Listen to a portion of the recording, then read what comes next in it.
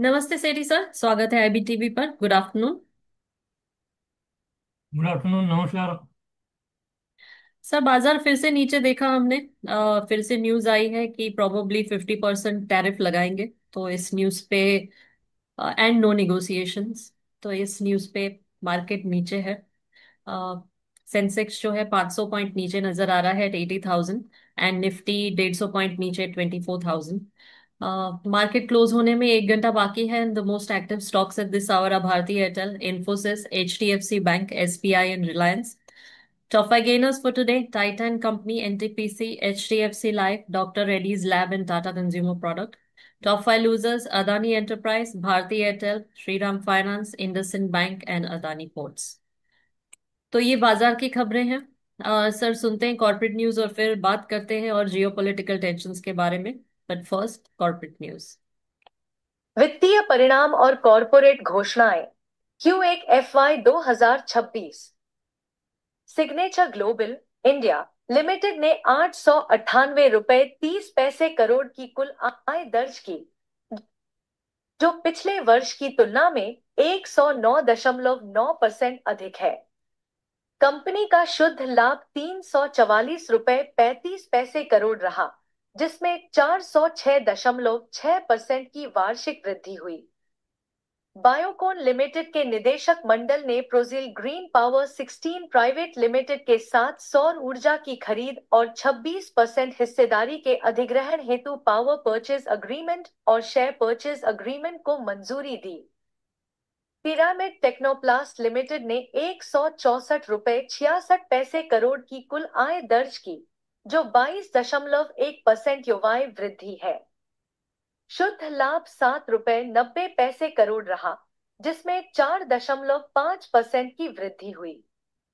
Oswal agro mills limited ने 23 रुपए 54 पैसे करोड़ की कुल आय दर्ज की, जो युवाई आधार पर 506% की वृद्धि है।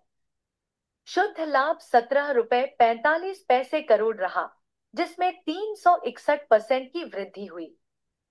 बालू फोर्ज इंडस्ट्रीज लिमिटेड ने 233 रुपए 20 पैसे करोड़ की परिचालन आय दर्ज की, जो 33% युवाई वृद्धि है।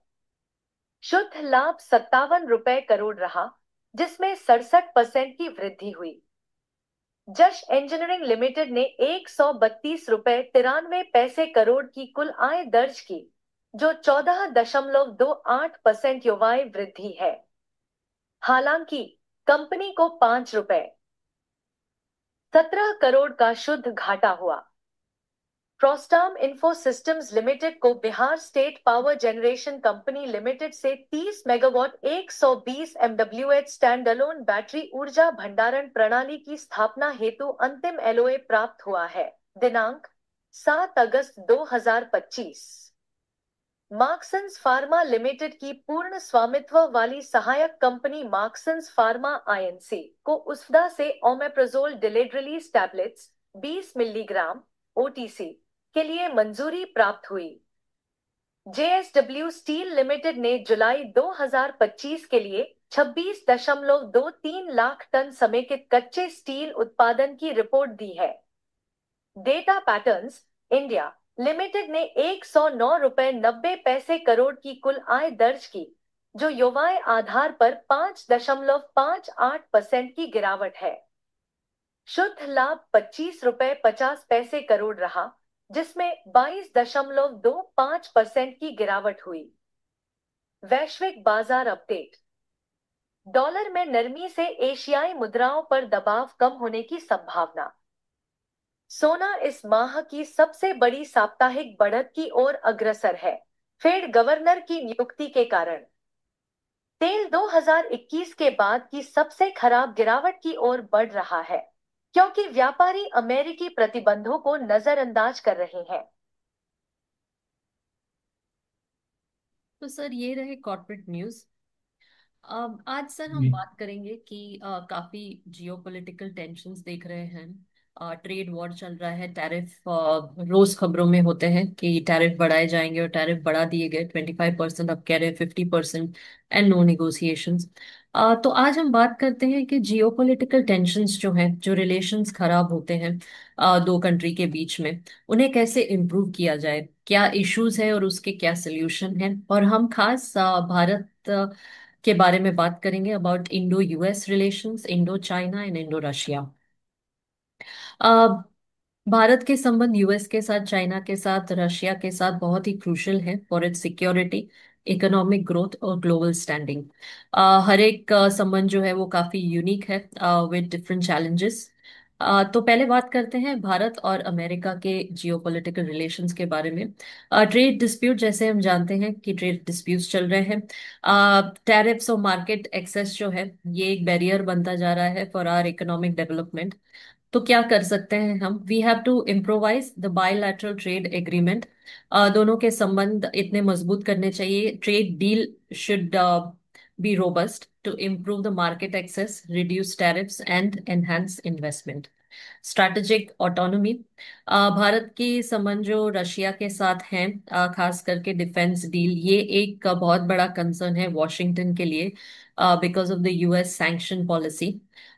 तो इसके बारे में US policy makers would grant exception India को for defence procurement from Russia. Immigration और वीजा को लेकर इशू है, काफी स्ट्रिक्ट कर दिए हैं रूल्स को। इसके कारण ज्यादा असर जो है वो स्टूडेंट्स को हो रहा है। तो अगर थोड़ा सा इस पे ध्यान दिया जाए तो एजुकेशनल बेनिफिट मिल सकता है स्टूडेंट्स को भारत में, as well as people who come from the tech sector. Human right perception, US जो है वो इंडिया के इंटरनल मैटर में काफी दखल दे रहा है। तो इसके बारे में यूएस को भी सोचना चाहिए। They should focus on non interference India के इंटरनल अफेयर्स को लेकर। um, इसके अलावा जॉइंट वेंचर्स इन AI, cyber security, renewable energy, इसके बारे में भी सोचना चाहिए और इस विषय में आगे बढ़ना चाहिए। अब बात करते हैं इंडिया और चाइना के जियोपॉलिटिकल रिलेशंस के बारे में। बॉर्डर पे हम आए दिन डिस्प्यूट्स देखते रहते हैं, खास करके LAC in Ladakh, Arunachal Pradesh.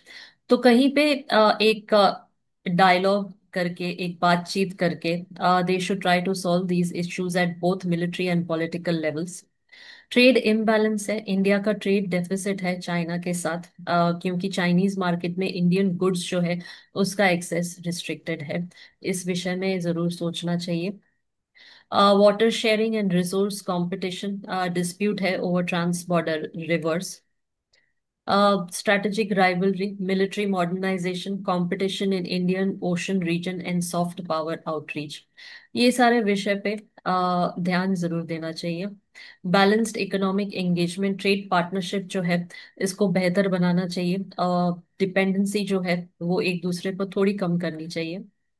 Joint projects करना चाहिए, खास करके क्लाइमेट चेंज और पब्लिक हेल्थ को लेकर। They need to collaborate and work together towards mutual global concern. अब बात करते हैं इंडिया और रशिया के जियोपॉलिटिकल रिलेशंस के बारे में।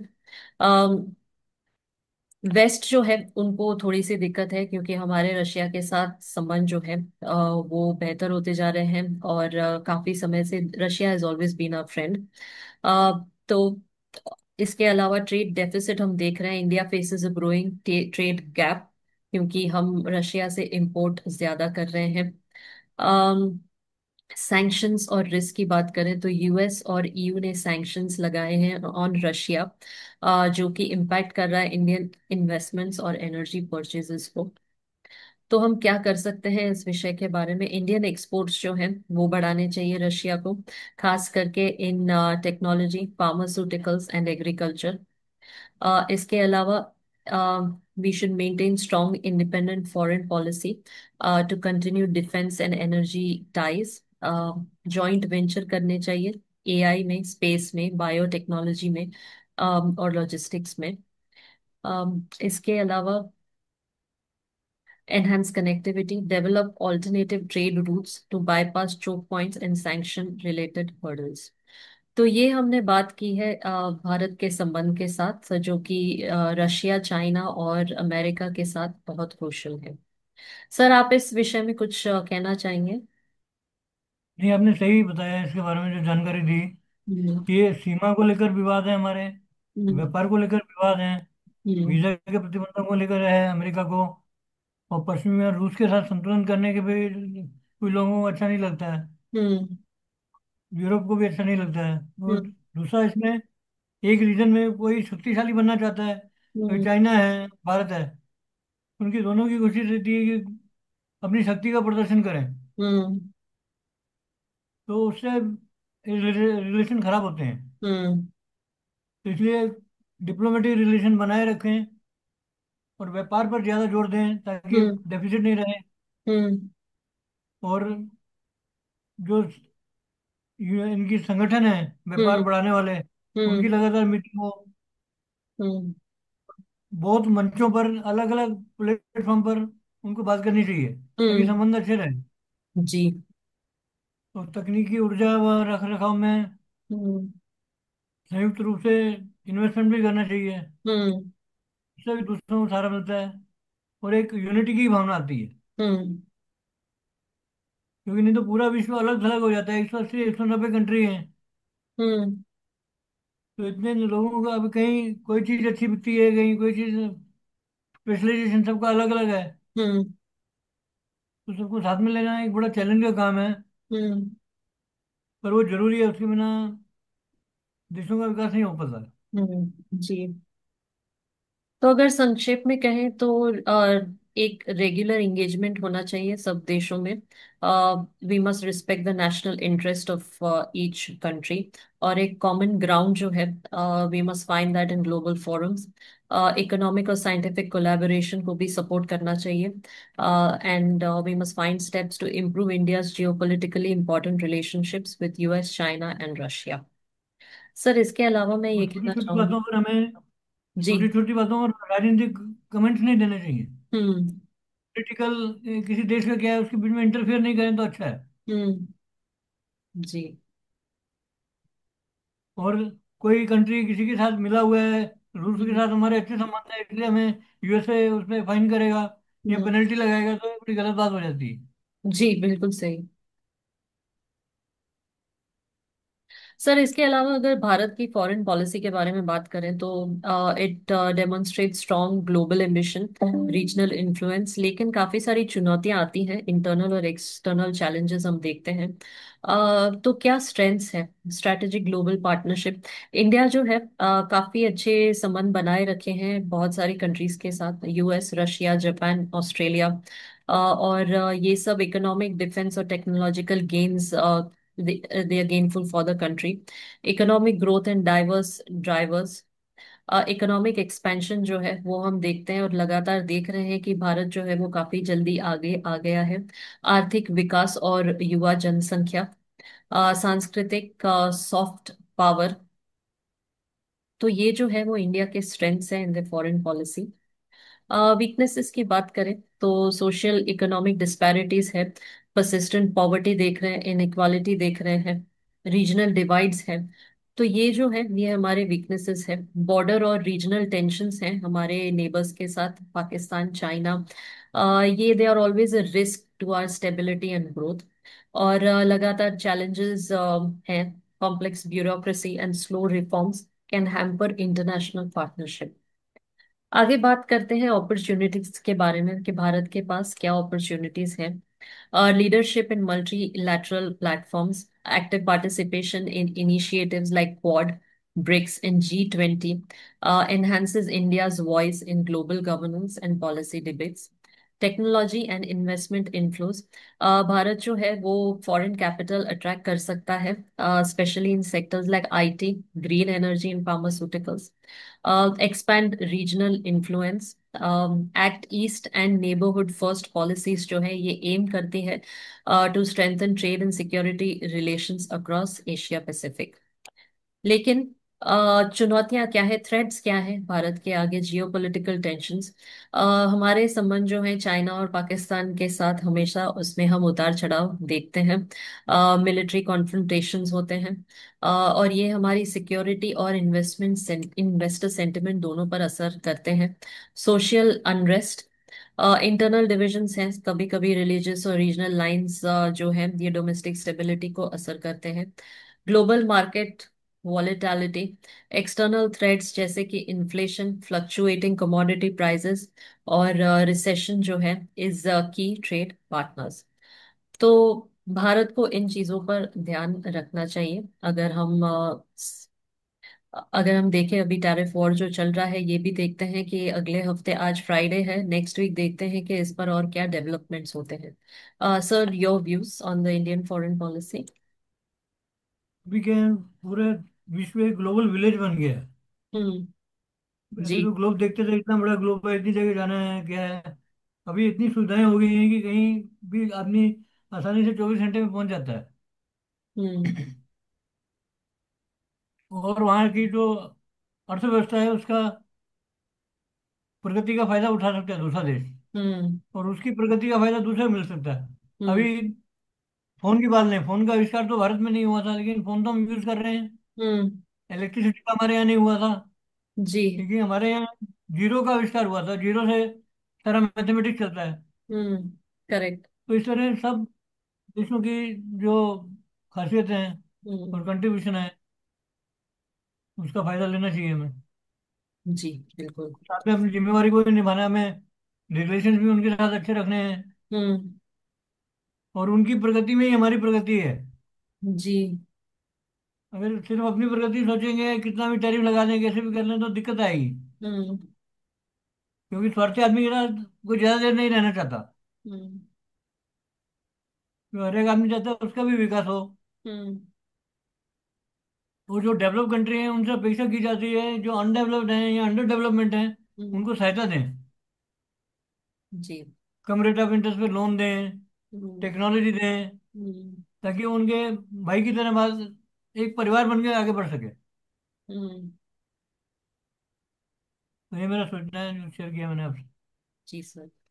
तो सर, नेक्स्ट वीक देखते हैं, next week is another week, देखते हैं क्या डेवलपमेंट्स आते हैं, खास करके जो ट्रेड वॉर चल रहा है, मार्केट में भी काफी उथल पुथल है इसके कारण। तो लेट्स सी के we have to wait and watch के क्या नेक्स्ट न्यूज आती है यूएस से। तो sir, thank you so much आज जुड़ने के लिए। नेक्स्ट वीक मिलेंगे, फिर से एक अलग विषय पे चर्चा करेंगे। दर्शकों को यही कहेंगे कि please stay invested, expert advice लीजिए, एक अपनी तरफ से एनालिसिस कीजिए, and do keep investing. Thank you, sir, for joining us today. Thank you. Thank you. Namaste. धन्यवाद। नमस्ते।